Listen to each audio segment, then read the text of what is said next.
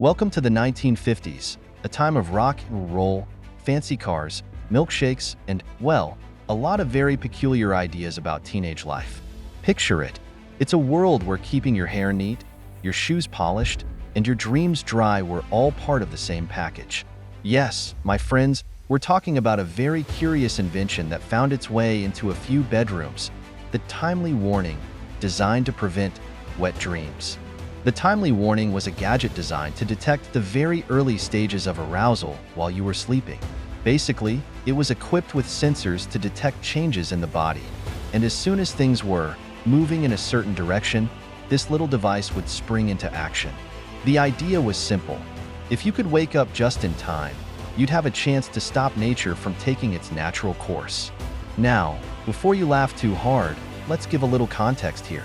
The 1950s were all about control. Control your image, control your habits, and yes, control your body. There were a lot of pressures on young men to grow up a certain way.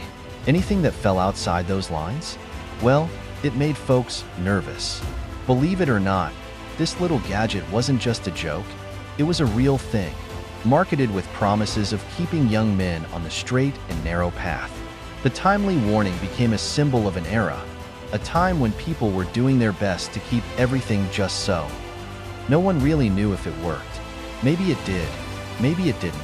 But it's safe to say that a bunch of young men woke up to a beeping gadget and thought, really? This is how I'm starting my day. It became more of a funny anecdote than a strict method.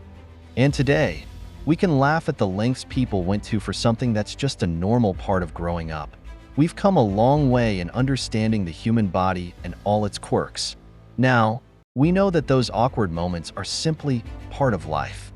So what does the story of the timely warning teach us?